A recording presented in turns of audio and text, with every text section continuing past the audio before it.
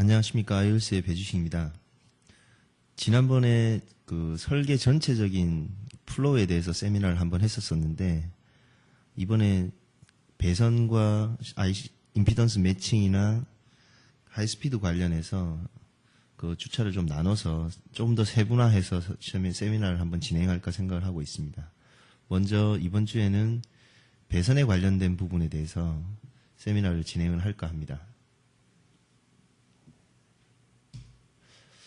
먼저 세미나를 진행하기에 앞서서 서론이라고 해서 제가 꼭 말씀을 드리고 세미나를 진행을 해야 될 것 같다는 생각이 들어서요. 어떤 내용이냐면 글자도 이렇게 써져 있지만 어떤 하나의 보드를 개발을 함에 있어서 전체적인 업무 플로우를 저희가 이제 설명을 한 번은 했었습니다. 그런데 업무 플로우를 설명을 하다 보면 그 속에 나오는 여러 가지 어떤 작업에 있어서 진행 방법에 따라서 세분화해서 세미나가 좀 진행돼야 될 부분이 좀 있을 것 같아서요. 오늘부터 그런 부분을 좀 구분지어서 세미나를 할 텐데요. 예를 들어서 임피던스 매칭의 이야기를 많이 했는데 대체 임피던스 매칭이 뭐고 어떻게 해야 되는지, 주요 신호별로 배선을 처리를 한다고 하면 각각 상황에 맞춰서 어떻게 처리하는 게 맞는지, 그런 부분들의 세미나를 좀 진행을 할까 합니다. 그리고 상세하게 설명을 하기는 좀 너무 양이 많지만 중간중간에 세미나를 진행을 하면서 노이즈에 대한 부분들도 설명을 좀 할까 하고요. 그리고 그런 부분을 어떤 식으로 진행을 하면 그 노이즈에 대한 대책이 좀 나올 수 있느냐라는 부분도 가끔씩 집어넣어서 세미나를 할까 생각을 하고 있습니다. 근데 이번 세미나에서는 그 중에서 배선에 관련된 부분을 좀 더 구분지어서 세미나를 할 텐데요. 아무래도 먼저 이 시간에 진행될 세미나에 앞서서 내용을 좀 방향을 잡고 진행을 해야 될 것 같아서 이야기를 드립니다. 어떤 부분이냐면 어떤 특정된 기술 내용을 설명을 하거나 정리를 할 경우에는 그 내용을 좀 깊이 있게 들어갈 경우에 너무 많은 내용이나 설명이 동반되고 그게 필요하게 됩니다. 그러면 저 역시도 세밀한 이론적인 설명까지는 사실 하기 어려운 점이 좀 있고요. 그리고 또 경우에 따라서는 주는 배선에 대한 부분을 설명을 해야 되는 건데 그 내부 세세한 것까지 다 들어가다 보면 실제로 본론을 뒤로 제껴놓고 필요하지 않은 부분들에 대한 설명으로 전개될 수가 있어서 이번 세미나 아니면 앞으로 할 세미나에서도 보드 개발을 진행하는 데서 필요한 흐름에서 설명을 드리고 세세하게 들어가기보다는 전체적인 실제 상황에서 필요한 부분만을 알려드리려고 합니다. 여러분들도 그렇게 알고 세미나를 좀 들어보시면 좋을 것 같습니다. 자, 그러면 먼저 배선의 종류는 여러 가지들이 있는데 그 첫 번째로 간략하게 CLK 클럭에 대한 부분에 예제를 설명을 드리면서 세미나를 진행을 해보겠습니다. CLK, 즉 클럭이라고 하는 신호선은 클럭 신호들로 길이가 짧다면 배선이 가늘거나 굵거나 큰 영향을 받지 않는데 신호의 길이가 길어지면 임피던스 매칭에 의해서 배선을 처리를 해야 합니다. 이게 무슨 말이냐면 우리가 과거에는 클럭 주파수들이 낮을 때 클럭이라고 하면 아무래도 중요한 선이고 클럭이 들어가다 보니까 배선이 굵어야지 된다. 그래서 배선을 굵게 처리하는 게 통상적인 방법이었어요. 근데 지금은 개념이 그런 개념이 아니라 고속으로 주파수가 올라갈 때 있어서 마냥 배선을 굵게만 한다고 해서 클럭이 좋은 신호를 얻을 수 있는 게 아니게 됐습니다. 그래서 그 부분에 대한 설명을 하게 되는 건데 보통 작업의 용이성을 위해서 한 0.1에서 0.2mm 사이의 배선이 되도록 매칭값을 PCB 제조사하고 조율을 해서 설계를 해야 되는데 예를 들어서 6층 배선을 예를 들면 배선층이 1층과 3층, 4층, 6층의 신호를 처리하는 게 보통의 예인데 지나가는 배선에 따라서 신호의 연결 통로의 굵기가 만약에 달라진다고 하면 클럭 신호에 왜곡이 생기겠죠. 이게 무슨 말이냐면 각 층별로 배선 굵기를 저희들이 예전에는 똑같이 동일하게 아마 0.3이면 0.3 동일한 굵기로 처리를 했습니다. 그러면 우리가 버뜩 생각하기에 배선 굵기를 동일하게 했으니까 신호의 연결 통로도 동일하다라고 생각을 하지만 고속으로 올라가면서 외층에 지나가는 배선과 내층에 지나가는 배선은 특성이 달라집니다. 그래서 외층의 배선이 0.3인데 내층에 지나가는 배선 굵기도 0.3이라고 하면 실제로는 신호가 볼 때는 지나가는 통로의 굵기가 달라지는 것과 똑같은 현상이 되는 거죠. 자, 옆에서 예를 들어서 보면 옆 그림의 예제에서 오실레이터에서 두 갈래로 신호가 전달이 되는데 가까운 배선은 예전에 했던 방식대로 최근에도 0.3 굵기로 처리를 합니다. 왜? 가까운 선에 대해서는 배선이 굵든 굵지 않든 그 통로에 의한 어떤 그 변화라든지 이런 부분이 거의 없기 때문에 예전에 작업했던 방식대로 0.3 굵기로 통상적으로 작업을 합니다. 그런데 이쪽에서와 같이 그 배선이 똑같은 클럭을 분기해서 처리를 했는데 여기에 있는 배선 신호는 가늘어져 있습니다. 이건 뭐냐면 그 그림에는 이제 한정되게 요거밖에 안 보이지만 실제로 멀리 신호가 가고 있어요. 신호가 멀리 갈 때는 배선에 임피던스 매칭을 해서 굵기를 가늘게 처리를 해야만 실질적으로 내가 원하는 클럭 신호가 깨끗하게 전달이 됩니다. 그 굵기가 0.17이라고 돼 있는데 요건 조금 이따가 왜 0.17이 되는지 설명을 따로 하겠습니다. 그 다음에 그래서 클럭을 다시 두 번째 예제를 보면 옆그림의 예제에서는 클럭 분배기에서 여러 RC 클럭들이 전달이 됩니다. 앞에는 신호선 하나만 지나가는 클럭이면 여기에서 예제되어 있는 거는 디퍼런셜 페어로 지나가는 클럭을 예제로도 들어봤습니다. 디퍼런셜 클럭이라면은 이제 플러스 마이너스 차에 의해서 서로 어떤 노이즈가 발생이 됐을 때 상쇄시켜서 가장 안정된 신호를 얻고자 할 때 많이 쓰는데요. 그리고 고속일 때 많이 사용을 하고 있는데 디퍼런셜 클럭 신호로 배선 간 간격을 일정하게 유지해야 되는 것과 플러스 마이너스 신호 간의 간격을 넓게 하지 않고 일정하게 정해져 있는 간격으로 평이하게 유지될 수 있도록 그렇게 처리하는 게 가장 중요합니다. 그리고 주변에는 다른 신호가 오지 않고 그라운드 실드를 처리를 해서 GND 보강비화를 이렇게 뚫어주는 게 중요하겠죠. 만약에 클럭 간격이 너무 협소해서 이 클럭과 옆에 있는 다른 클럭과의 간격이 너무 협소해서 GND 배선 처리가 어려우면 그리고 보강비화도 처리할 수가 없다고 한다면 차라리 아무것도 처리하지 않는 게 훨씬 더 좋은 효과를 얻을 수 있다는 걸 결과를 많이 볼 수 있습니다.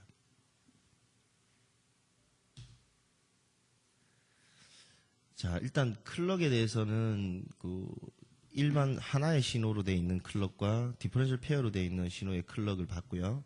그리고 임피던스 매칭에 의해서 배선이 처리가 돼야 된다는 것을 여러분들이 제가 설명을 했습니다. 그러면 뭐 임피던스 매칭은 어떻게 해야 되느냐, 어떤 식으로 해야지만이 잘 되느냐는 별도로 임피던스 매칭만 관련해서는 또 세미나를 할 거고요. 자, 데이터 신호에 대해서는 데이터도 마찬가지로 요즘에는 속도들이 높아지기 때문에 이 배선 굵기도 여기에 예제되어 있는 굵기도 다 임피던스 매칭에 의해서 처리되어 있는 상태입니다. 임피던스 매칭으로 처리를 해야 되고요.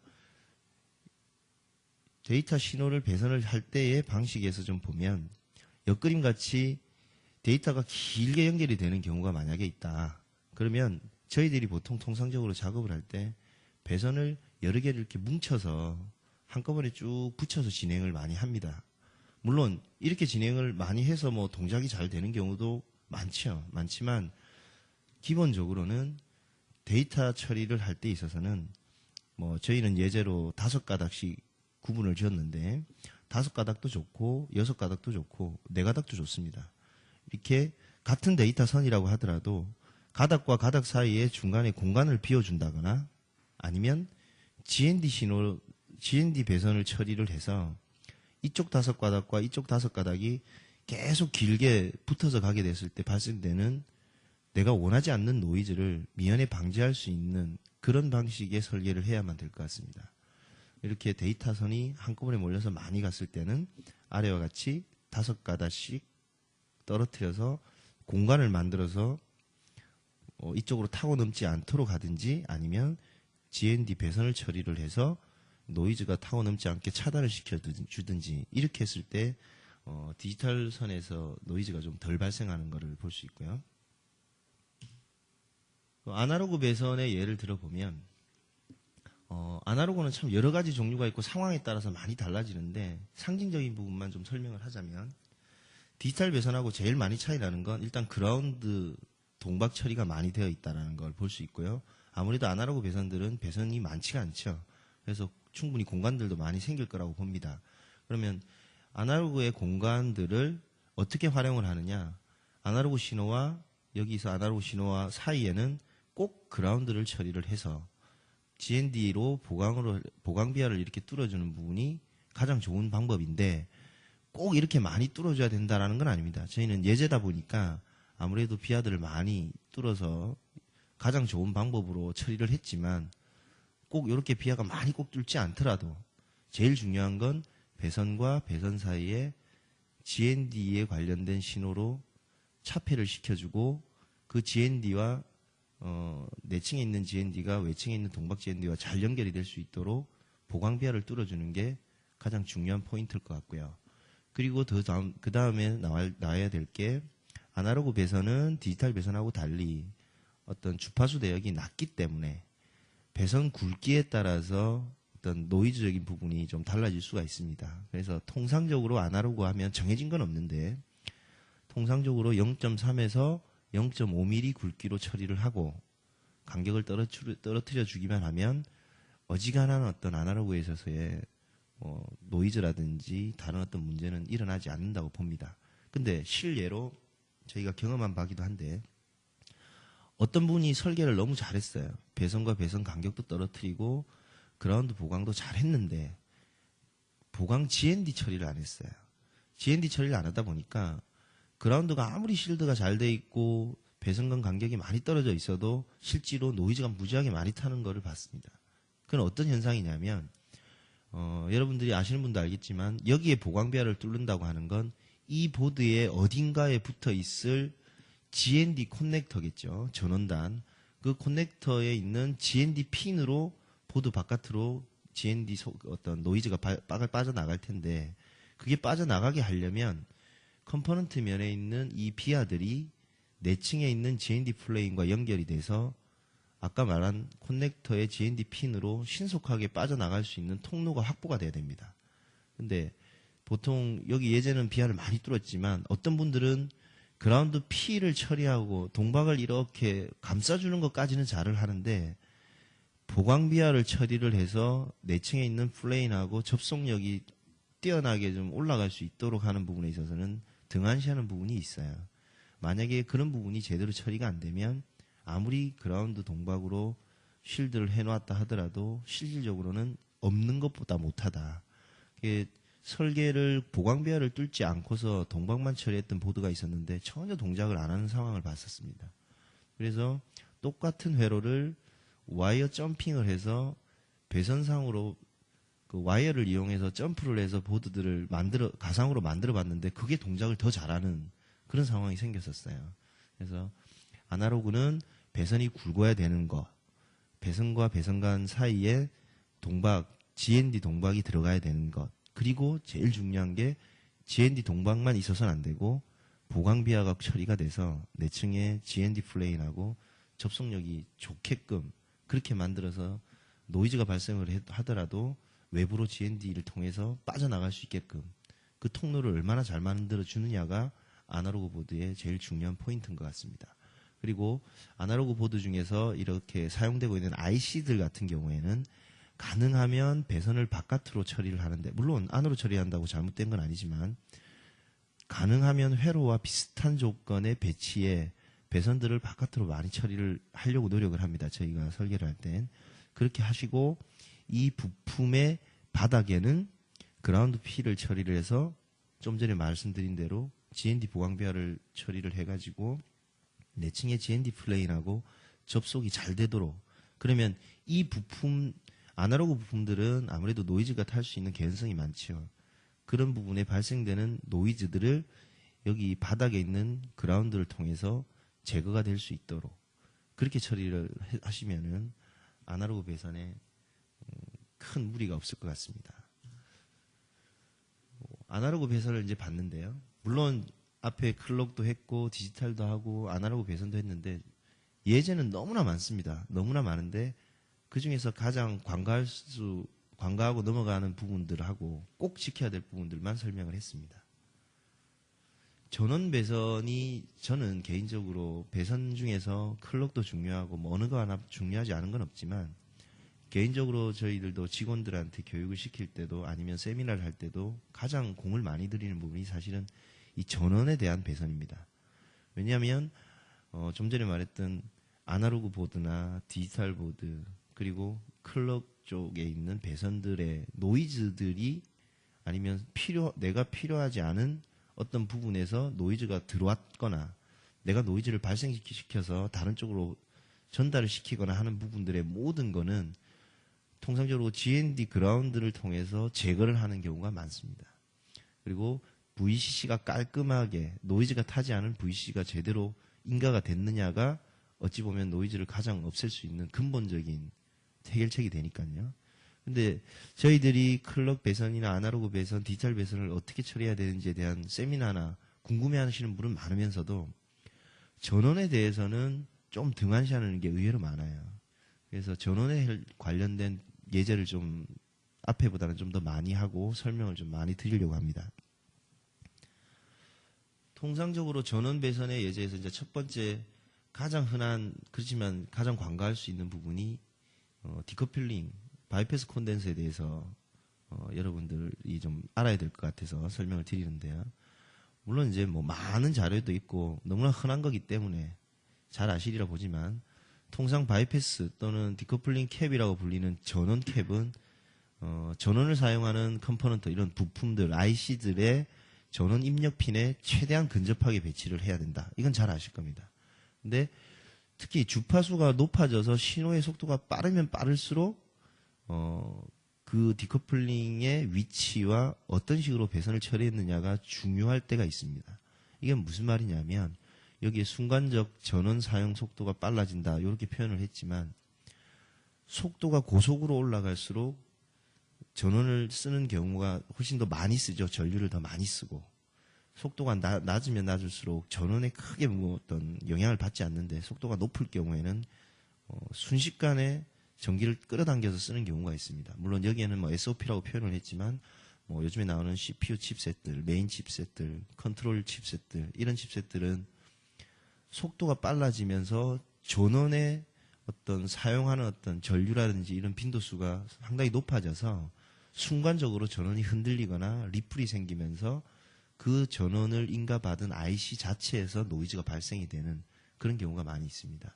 그래서 여기에 전원 핀에 근접한 캡에서 순간적으로 전압 강화가 발생되거나 할 때 불필요한 리플이 생겼을 때 그런 AC적 노이즈를 이 디커플링 캐피스터가 제거를 하는 그런 역할을 하기 때문에 이 콘덴서를 IC 주변에 얼마나 잘 배치하느냐가 어떻게 보면 가장 기본인데 통상적으로 이렇게 설계를 많이 보면은 그렇게 잘 하시는 분도 있지만 그냥 전원핀 옆에 아니면 IC 하나당 캡 하나니까 옆에 있으면 되는 정도.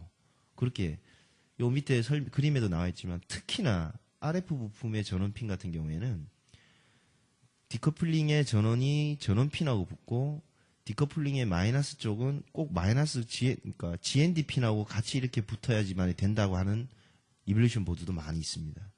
하물며 일반 이런 IC들 외에 다른 IC들도 마찬가지로 자기가 쓰는 전원과 자기가 쓰는 그라운드에 인가시켜서 디커플링을 달면 훨씬 더 안정화될 수 있다는 걸 우리가 알 수 있는데 실제로 그렇게 할 수 없는 부분이 많아요. 설계를 하다 보면. 그러면 이렇게 세미나를 했으니까 앞으로 설계를 할 때는 여기 나와 있는 그림 같이 할 수만 있다면 가능하면 이렇게 설계를 하는 게 기본적으로 가장 좋은 조건이다. 물론 이렇게 되지 못하는 경우가 더 많은데 최소한 그렇다고 하면 그라운드는 아니더라도 VCC는 VCC 핀에서 가깝게 붙여서 처리할 수 있도록 그렇게 작업을 좀 해주시면 기본적으로 될 것 같습니다. 자, 그럼 두 번째 전원 배선의 예제를 보고 설명을 한번 드려보겠습니다.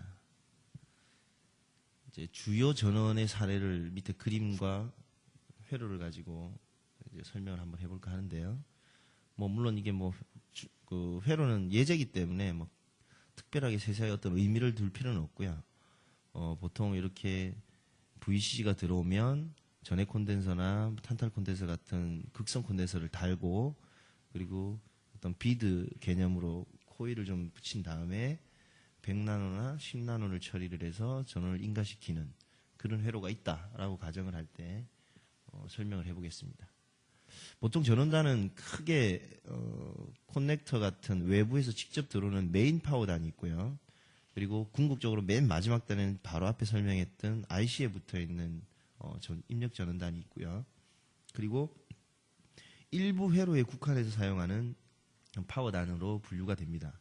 여기서는 그저 일부에 해당되는 파워단을 이야기를 하는 건데 메인 파워단은 다른 회로하고 아무래도 명확하게 분류가 돼서 어떤 특정된 위치에 뭐 보강을 많이 해서 비하도 크게 뚫고 많이 처리를 해서 전기나 전류나 어떤 전원 쪽에 있어서 안정화되게끔 한다고 하면 일부 사용되는 레귤레이터 등의 전원단은 해당 회로 블록에 포함해서 배치를 해야 됩니다.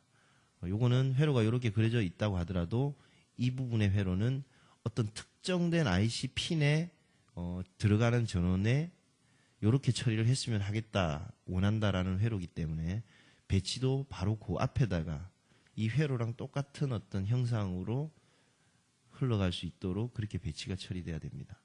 RF 부품이나 민감한 부품들 그런 쪽 전원 핀에 노이즈 제거를 위해서 여러 종류의 캡들을 달아주는 경우가 있습니다. BJ 같은 경우에 보면 뭐 PLL 전원이라든지 그리고 좀 내부에는 아날로그라고 해서 표현을 한 경우가 있는데 그런 경우들의 전원 핀에는 이렇게 앞서 설명했던 단순하게 부품 하나 캡 하나 달아서 바이패스 콘덴서라고 하지 않고 이런 식으로 전해 콘덴서도 달고 비드도 달고 극성을 100나노도 달고 10나노도 달고 이렇게 여러 종류로 막 처리를 해줍니다. 근데 왜 이렇게 처리를 하느냐? IC에 인가되는 전원은 캡을 거쳐서 꼭 공급이 돼야 된다 표현인데 이걸 왜 그렇게 해야 되느냐? 전원이 VCC가 들어오면 일단 그 극성 전해 콘덴서라든지 탄탈 콘덴서의 역할은 크게 출렁거리는 리플을 완화시켜 주는 거죠. 충전시키고 방전시키는. 그렇게 해서 10마이크로페럿은 큰 전원의 출렁거림을 전체적으로 좀 덜 출렁거리게끔 완화시켜 주는 역할을 한다라고 하면 비드를 통해서 어떤 L 값을 이용해서 노이즈를 좀 더 안정화시켜 주고요. 그리고 10나노하고 100나노는 용량값이 다른데 보통 뭐 설명을 하자면 너무 길고 간단하게 설명을 해서 용량값이 낮으면 주파수가 높은 고주파를 필터링을 하고 용량값이 높은 거는 낮은 대역의 주파수를 필터링을 한다고 보시면 됩니다. 그래서 10마이크로가 전체적으로 한번 출렁거리는 거를 잡아주고 그 100나노파렛이나 10나노페렛에 해당되는 주파수 대역에 혹시 노이즈가 발생이 되면 그것마저도 세세하게 제거해 주겠다. 그래서 여기 IC에 들어가는 핀은 가장 가급적이면 깨끗한 전원이 들어갈 수 있게끔 하겠다. 요게 이 옆에 있는 회로의 어떤 그 원하고자 하는 특성입니다. 그래서 이런 회로들을 막 그리다가 이 위에 설명한 대로 메인 전원에 해당되는 거는 뭐 별도로 배치를 하시면 되는데 이런 식으로 부품 옆에 별도로 꼭 메인 전원 같이 극성도 집어넣고 무극성으로 이렇게 여러 종류를 집어넣었을 때는 핀의 흐름대로 그리고 꼭 중요한 건 용량별로 용량의 순서대로 해주는 게 가장 좋습니다. 그렇게 처리를 해주시면 이 IC에서 아마도 다른 쪽에 또 뭐 디커플링으로 다른 게 있을 텐데 전원이 그거보다도 이쪽의 전원만큼은 깨끗하게 처리가 돼야지 이 IC에서 이 전원을 인가받아서 깨끗한 신호를 내보낼 수 있다라고 이제 표현이 되는 거죠. 이런 이벨루션 보드도 많이 봤고요. 실제로 회로가 이렇게 구성이 됐을 때는 여기에 있는 그림이나 아니면 이벨루션 보드가 있다면 이벨루션 보드대로 모양을 구현을 해서 배치를 하고 배선을 해 주셔야지 자기가 이 원하는 IC의 특성이 나온다고 볼 수 있습니다. 그 다음 예제를 보면요. 그림은 표현하지 않았는데 그 외에 이제 전원단에 보면 이제 메인 전원 같은 경우에 물론 이제 메인 전원은 큰 용량의 콘덴서나 뭐 비드라든지 퓨즈 같은 것들이 설치가 될 텐데 거기서 저희들이 좀 설계를 하면서 많이 관과되는 부분이 뭐냐면 배선은 굵게 처리를 하고 처리는 참 잘하는데 배선을 처리할 때 뭐 예를 들어서 GND에 연결되는 비하는 여기는 뭐 GND만 표현했는데 물론 VCC도 마찬가지입니다. 연결되는 비하는 가급적 좀 크게 1파일을 여러 개 사용했으면 좋겠다. 그게 무슨 표현이냐면 보통 우리가 설계를 막 하다 보면 뭐 사람마다 다르지만 비하의 파일 수가 보통 0.3파일을 주로 많이 사용을 하고 있습니다. 현재. 근데 배선을 할 때도 0.3파일 비하를 쓰고 전원을 쓸 때도 0.3파일 비하를 그대로 쓰는 경우가 많이 있어요. 그 뭐 0.3파일 3개를 쓰면 합하면 0.9파이니까 그냥 0.9파일 하나 쓰는 거하고 똑같겠네 라고 생각을 하시지만 실제로 제조사에서 테스트를 해봤습니다. 비하 0.3파이짜리 3개를 썼을 때와 0.9파이짜리 비하 하나를 썼을 때 전류 어떤 속성에 있어서는 어떤 게 접속력이 더 좋으냐 테스트를 해보니까 0.3파이짜리 비하 하나보다 0.9파이짜리 비하 하나가 훨씬 더 전류의 도통성이 좋더라. 그러면 저희가 전원단에 배선을 처리를 하고 GND나 VCC 비하를 처리를 할 때 전원단이라는 거는 이 보드에 전기를 넣어주고 원활하게 전기를 공급시켜줘야 되는 가장 첫 번째 매개체인데 작은 비하를 여러 개 쓰는 것보다는 큰 비하를 하나를 쓰는 게 훨씬 좋겠죠. 그래서 저 같으면 0.3파이짜리 비하 9개를 써서 많이 썼으니까 전원이 잘 공급이 될 거다라고 생각을 하기보다는 0.3파이짜리 9개를 0.9파이짜리 3개로 바꿔서 전류 접속성이 더 좋게끔 만들어주겠다라고 생각을 할 것 같습니다. 그러니까 여러분들도 작은 비하를 여러 개 쓰는 경우를 좀 많이 봤는데 그렇게 쓰지 마시고 조금 더 큰 비하를 서너 개 쓰는 게 훨씬 낫습니다. 근데 여기서 적지는 않았는데 1.0파일을 제가 여기다 위에다 썼는데요. 아니면 0.3을 예제로 두고 0.9를 썼는데 제조 특성상 1파이 이상의 크기는 도리어 접속성이 떨어집니다. 그래서 전원단에 보강을 할 때는 1파이나 0.9파이 비하를 사용하시는 게 좋을 것 같습니다. 그 다음에 RF에서 VCC 전원은 보통 내층 분리를 이용해서 영역 처리를 이렇게 하시는 분도 있는데 우리가 디지털 보드나 일반 아날로그 보드 같은 경우에 예를 들어 4층짜리 설계를 한다고 하면 컴포넌트 메인 외층의 1층과 솔드하면 맨 바깥쪽에 4층은 배선으로 쓰고 그 다음에 내부에 있는 2층은 GND나 VCC층으로 동박을 사용해서 쓰고 그렇게 처리를 하죠. 근데 RF 보드들은 기본적으로 전원을 통해서도 노이즈들이 다 공급이 되는 부분이기 때문에 워낙 속도가 빨라서 그래서 RF의 경우에는 VCC 전원을 내층의 네거티브 어떤 동박 플레인으로 덮여져 있는 걸 사용하지 마시고 포지티브 개념으로 해서 배선으로 해서 전원을 공급시켜주는 방법을 처리해야 됩니다. 여기에 보면 VCC 신호에 포함된 노이즈가 다른 배선에 영향을 다 주면서 연결이 되기 때문에 내층의 플레인으로 처리를 하게 된다고 보면 내가 어떤 특정된 A라는 영역에 있는 비하랑 B라는 영역에 있는 비하는 서로 영향을 주면 안 되는데 VC라는 플레이로 전체를 다 깔아버리면 VC층을 이용해서 A라는 영역과 B라는 영역의 신호들이 서로 간섭을 받는 경우를 많이 볼 수 있습니다. 그래서 RF 보드만큼은 전원 배선은 플레인으로 동박을 이게 깔아서 처리하지 않고 배선으로 일일이 하나씩 끌고 다니면서 배선 신호와 신호 사이를 피해 다니면서 처리를 해줘야지만이 노이즈 제거에 효과가 많다라고 볼 수 있습니다.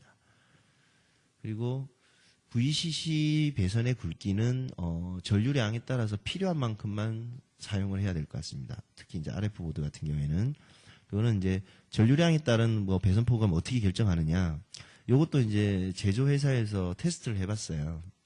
물론 이제 이게 절대적인 어떤 기준치는 될 수 없지만 통상적으로 1mm 배선 폭을 기준으로 해서 테스트를 해보니까 1A까지 흐를 수 있더라. 근데 이것도 생각에 따라서 1A를 어떻게 흐르느냐. 상시 계속 1A를 흐른다고 하면 언젠가는 이것도 열을 받으면서 배선이 단선이 되고 끊어질 수 있습니다.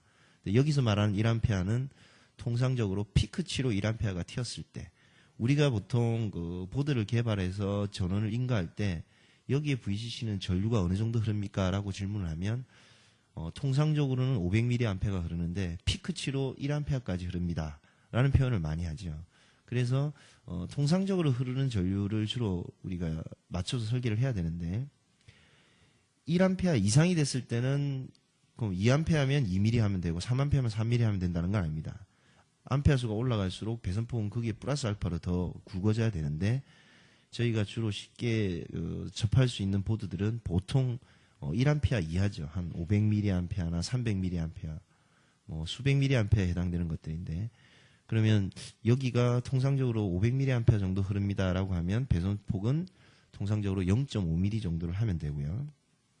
피크치로 한 1A 흐르지만 통상적으로 1A를 흐르지 않고 한 800mV 정도 흐릅니다라고 하면 800mA 정도 흐릅니다 하면 한 0.8mm 정도의 배선폭을 처리를 해주시면 뭐 큰 무리가 없을 것 같습니다. 그리고 배선의 이제 연결 경로에는 이제 부하로 인한 전압 강화가 없도록 처리를 해야 되겠다 이런 표현이 있는데 그 뒤에 이제 그림도 좀 보충해서 설명을 하겠지만 먼저 말로 설명을 하면 배선의 분기점에서는 전원을 연결해서 부품에 직접 공급하지 않는다. 이건 설명을 좀 더 하겠습니다.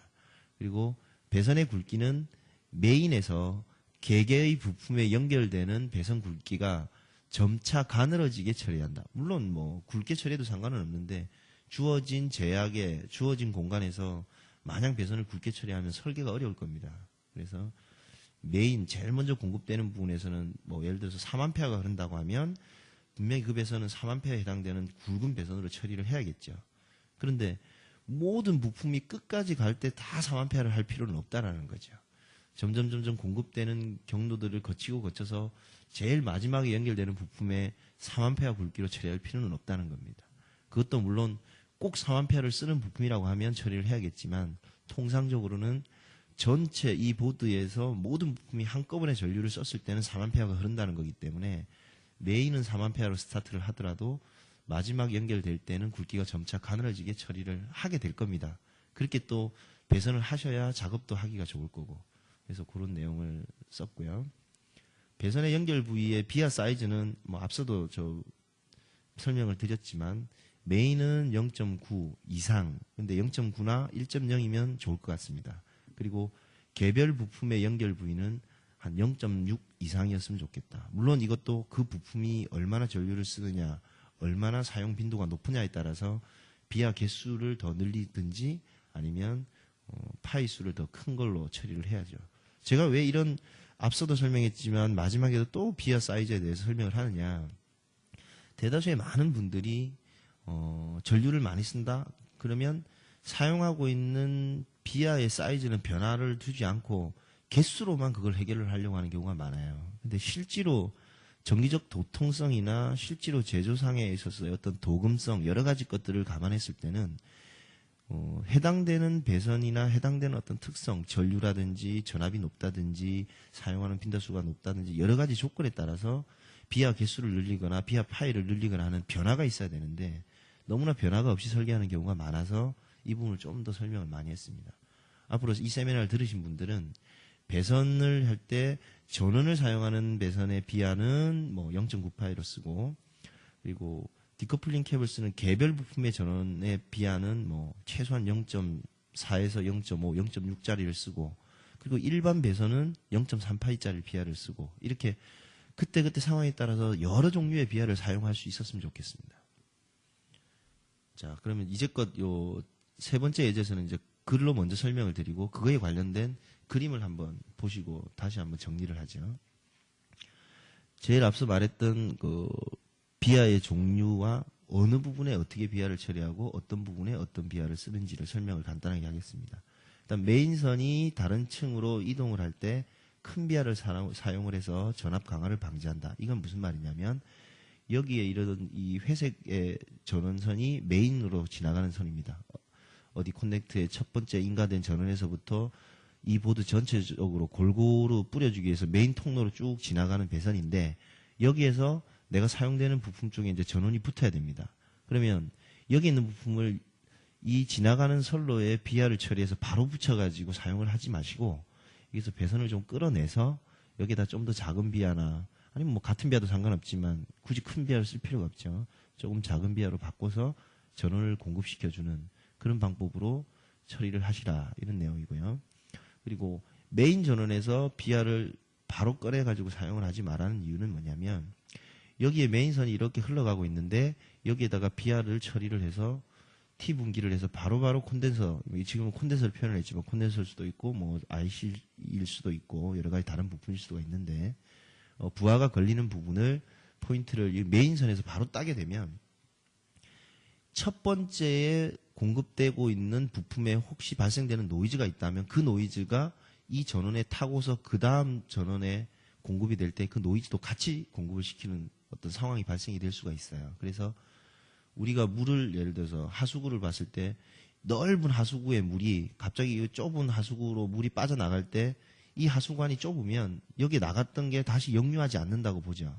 실제로 그렇고 그런 식으로 전류도 마찬가지로 깨끗한 전원이 흘러가고 있고 전류가 흘러가고 있는데 이쪽 좁은 통로로 공급되어진 쪽에 노이즈가 발생이 된 부분이 다시 이 좁은 통로를 거꾸로 거슬러 올라서 이 넓은 통로의 메인 전원에 공급되어지지는 않을 거다라고 보는 거죠. 물론 100%는 아니겠지만 그런 경로의 어떤 상황을 생각을 하고 굵은 메인선에 흐르는 데서는 가늘게 뽑아서서 사용을 하는 게 여기에 발생되는 노이즈들을 이 메인 전원선에다가 공급시키지 않는 그런 어떤 방법을 쓸 수 있을 것 같습니다. 그리고 메인선에서 시작되는 배선의 보강은 이제 비하 처리를 해야 되는데 배선의 폭은 적정값을 선택을 해야 된다. 이거는 앞서 설명한 대로 전류치가 얼마고 전압이 얼마냐에 맞춰서 그거에 가장 최소한 거기서 사용하고 있는 전류보다는 전류가 공급되는 어떤 경로보다는 훨씬 여유가 있게끔 배선폭을 좀 설정을 해서 사용을 해야 되고요. 아까 그 설명되지 않은 부분을 하나를 덧붙이자면 여기에 이제 전원이 입력이 되고 그 어떤 뭐 페라이트 코어를 통해서 뭐 출력 전원으로 나오고 있다고 치면 어떤 분들이 여기는 입력 전원이니까 전원이 정말 굵어야 된다라고 해서 예를 들어서 비하 개수를 한 6개를 뚫었어요. 근데 여기 비하 개수를 6개를 뚫어서 보강을 잘 해놓으시고 이 페라이트 코어 내지는 어떤 뭐 코일들이나 비드 같은 걸 통한 것들에 그 다음 단에는 비하를 한 2개나 3개를 뚫는 경우가 또 많습니다. 아무리 전원 입력단이 6개를 뚫어서 공급이 원활하게 잘 되게끔 처리를 했어도 그것과 똑같은 그 다음 단이 비하 개수가 작다고 하면 앞에 6개 뚫은 거랑 뒤에 적게 뚫은 거는 의미가 없어지는 거죠. 앞에 많이 뚫어봐야 뒤에 적게 뚫은 개수만큼밖에 안 뚫은 상황이 되는 겁니다. 그래서 입력 전원과 출력 전원 쪽에 뭐 비하를 보강을 하시고 개수를 늘리시더라도 최소한 동일하게 한쪽만 늘리고 한쪽은 늘리지 않는 부분이 생기지 않도록 그 주의를 좀 잘 하셔서 처리를 하셔야 되고요. 이외에도 이제 전원단에 사용한 비하 위주로는 주요 배선이 지나가지 않도록 하고 전원으로 공급되어 있는 비하 주변으로 중요 배선들이 뭐 클럭이라든지 주요 컨트롤 신호들이 비하 주위, 그 전원 비하 주위로 지나가지 않도록 노이즈를 탈 수가 있으니까요. 그렇게 해야 될 것 같고요. 만약에 지나가야 될 경우에는 비하와 주요 배선 사이에는, 그러니까 전원 비하하고 주요 배선 사이에는 GND 배선에 비하를 설치를 해서 간섭으로부터 좀 차폐를 시키고 보호를 해줘야 됩니다. 근데 가급적이면 가깝게 지나가지 않도록 하는 게 가장 좋겠죠. 전원들에 대해서 설명을 했고요. RF 배선에 대해서 예제도 한번 이제 RF에 관련되신 분도 있을 것 같아서 예제를 드리는데 RF라는 부분은 사실 참 어려운 부분일 수 있습니다. 설계는 쉬울지 몰라도 많은 변수들이 있기 때문에 예제로 설명하기에는 너무나 많은 예제들이 있을 수 있는데 일단 기본적으로 대략 이런 부분들이 있구나라는 것 정도로만 세미나를 좀 할까 합니다. RF 부분에는 이제 그 다른 일반 디지털이나 아날로그 쪽하고 좀 다르게 일단 주파수가 너무 높죠. 뭐 예전에 그 CDMA 쪽에서 뭐 900메가도 있고 뭐 PCS에서 1.8기가도 있고 뭐 그 와이브로 쪽은 뭐 2.2기가 이렇게 주파수들이 아주 기가대 영역을 넘나들고 있는 건데 그러다 보니까 주파수 속도가 너무 높다 보니까 기존 디지털 같이 단순하게 그라운드 실딩 정도의 처리 가지고는 노이즈 차폐라든지 다른 쪽에 넘어가는 간섭을 막을 수가 없는 상황이 생겨요. 그래서 RF 배선 같은 경우에는 일단 여기 보시면 설명이 되어 있는데 배선 굵기가 아마도 이게 대략 한 0.8mm 정도 굵기가 되는 걸로 알고 있습니다. 1mm에서 0.8mm 정도 되는데 배선의 간격을 여기에 있는 주요 신호선과 그 옆에 처리되고 있는 GND 동박 간의 간격을 배선각을 한 1.5mm 정도로 떨어뜨렸습니다. 거의 배선폭의 한 1.5배 정도, 250% 정도 되는 거죠. 그렇게 떨어졌습니다. 왜냐하면 RF 신호선하고 GND 어떤 간격이 배선 굵기보다 한 1.5배 정도의 간격을 처리를 해서 이 작업이 되어져야만 신호를 타고 넘어가지 않도록 할 수 있습니다. 이게 만약에 가깝게 되면 메인선을 따라서 이렇게 GND도 처리를 했는데요.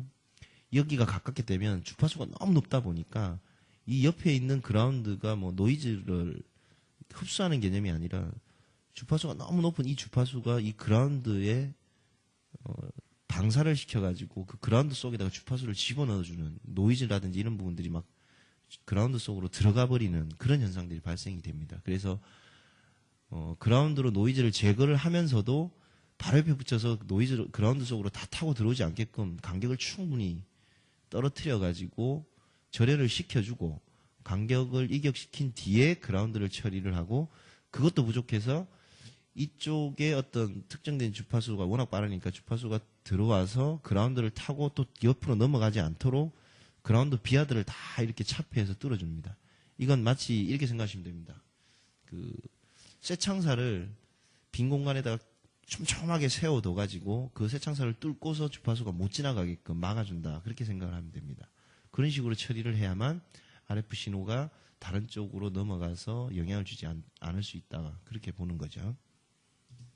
그 다음 예제를 보면 뭐 그렇게 일반 메인선에 대한 그라운드 처리도 있을 수 있고 그리고 이제 RF는 이 사용되고 있는 부품 하나하나의 이밸루에이션 보드가 되게 많아요. 어떤 부품 하나를 사용할 때 이 부품은 어떻게 설계되어야지만이 가장 좋은 특성을 가진다라는 이밸루에이션 보드가 많은데 이밸루에이션 보드 내지는 디자인 가이드가 있으면 그걸 꼭 참조하셔가지고 그대로 따르셔야 되고 그렇지 않을 경우에는 이런 식으로 그 어떤 작업의 노하우들이 있습니다. 이제 BR을 어떻게 처리를 하고 어떤 식으로 해야지 동작을 가장 잘할 수 있는 특성을 끌어내느냐 그런 부분들은 이제 계속 경험을 하면서 쌓아야 되는데 종류들이 너무 많아서 일단 대표적으로 필터에 대한 부분들만 제가 설명을 좀 드리고 RF가 이런 부분들로 해야 되는구나라는 걸 좀 알 수 있도록 하겠습니다. 이제 뭐 필터라면 또 필터도 종류가 너무 많은데 보통 RF 소자에서 필터는 크게 두 가지가 있습니다. 일단 특정 대역의 주파수만을 지나가게 하는 필터가 있고 특정 대역의 주파수만을 못 지나가게 하는 이렇게 크게 두 가지 종류가 있다고 보면 됩니다. 물론 우리가 알고 있는 그 전원의 뭐 노이즈나 리플 같은 걸 없애주는 그런 필터들을 이야기하는 게 아니고요. 그래서 필터를 작업하는 방법의 요령은 입력선하고 출력선의 배선이 좀 명확하게 처리가 돼야 됩니다. GND 단자의 GND 접속도 충분하게 비하는 가깝게 여기서 그림에 보시면 입력이 들어오면 여기에 출력이 이렇게 나가는데 여기 사이에 뭐 배선은 들어오면 그대로 나가지 이게 뭐 배선이 다시 돌아서 온다거나 이런 식으로 처리 안 되게끔 설계가 돼야지 되고 이 필터 애들은 보면 꼭 그라운드들이 있어요. 그라운드 핀들이.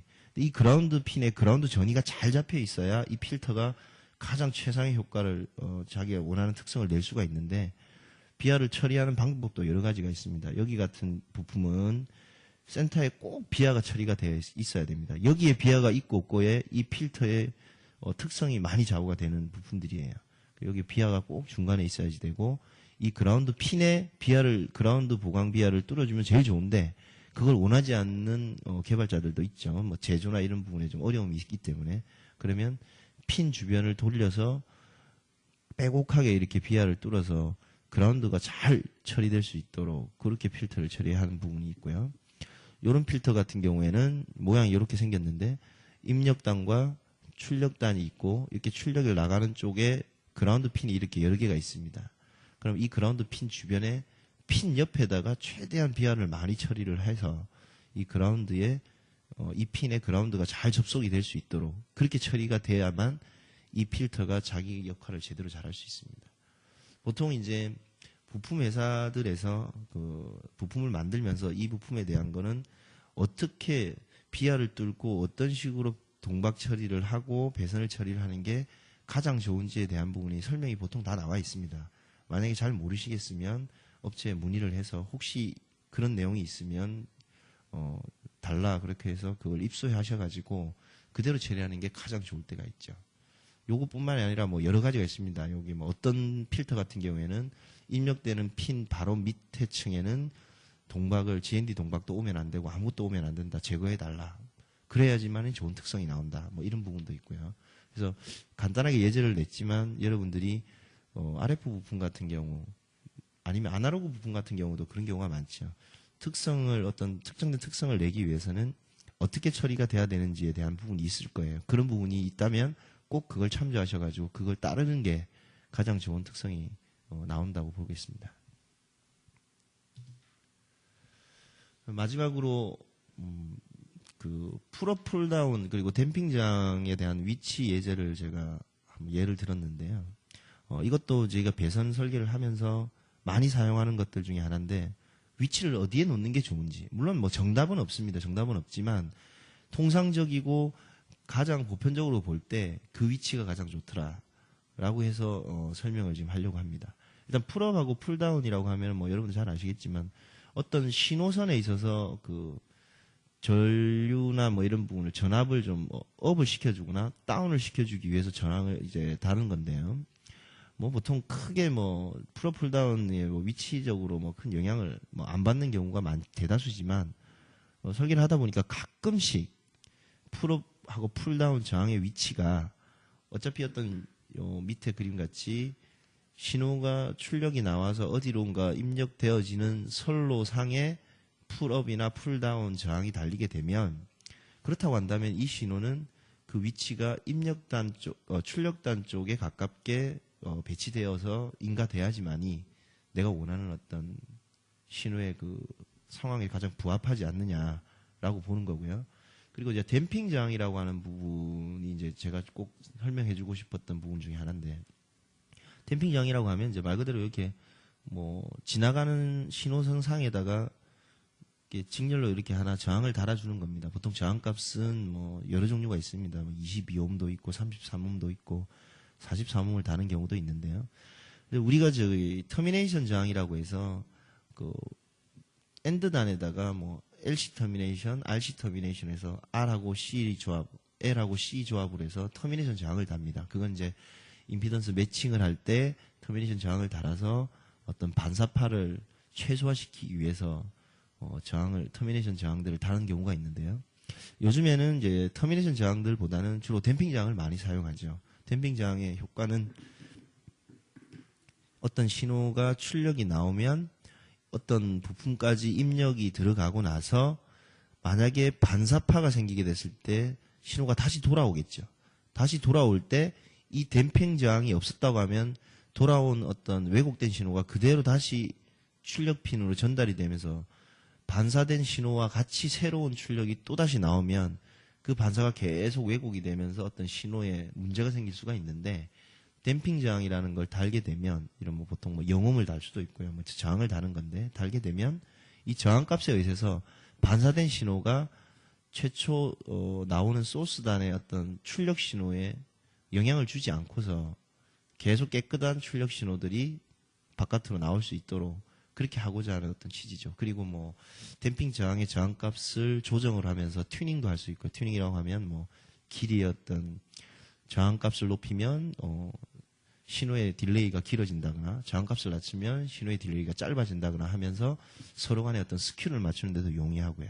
그런데 이 댐핑 저항의 위치를 간혹 가다가 보면 금방 설명했던 반사 계수에 대한 반사파에 대한 부분도 차폐시켜주고 그 부분에 대한 어떤 노이즈를 좀 제거시켜주는데 효과를 좀 보려고 한 건데 이 위치를 그 입력단 그 맨 마지막 단 쪽에다가 처리를 하는 경우가 가끔씩 있어요. 그러면 댐핑 저항을 다는 의미가 별로 없어지죠. 물론 저항값을 변화해서 딜레이 값을 맞출 수는 있지만 가장 큰 효과를 보는 게 반사 계수를 줄여주는 거거든요. 그러면 이제 댐핑 저항의 위치는 꼭 그 소스단 출력단에다가 가깝게 배치를 시켜서 멀리 갔다가 돌아오는 반사계수가 영향을 받지 않도록 해주는 게 중요한 역할입니다. 그러니까 꼭 위치를 출력단에다가 가깝게 하고요. 댐핑장하고 그 풀업장이나 풀다운장도 뭐 가능하다면 똑같이 출력단에다가 가깝게 인가를 시켜서 붙여가지고 설계를 해주는 게 그 회로를 만든 사람이 의도하는 바대로 부합될 수 있을 것 같습니다. 이상으로 종류를 여러 뭐 예제를 두고 설계를 했는데 설계 그 세미나를 했었는데 이거 외에도 너무나 많은 부분을 제가 하려고 했었습니다. 근데 시간이 그렇게 다니까 너무 많아져요. 그래서 추리고 여러분들이 보편적으로 잘 아는 거지만 대다수의 분들이 또 의외로 잘 모르고 넘어가는 부분들만 정리를 해서 오늘 배선에 대한 세미나를 좀 했습니다. 뭐 세미나 정해져 있는 시간에 좀 부족한 부분도 있겠지만 내용을 좀 보시고 혹시라도 뭐 부족한 부분이나 의문사항이 있으시면 향후에 뭐 다시 질문을 주시면 그 질문에 대해서 답변을 드리도록 하겠습니다. 감사합니다.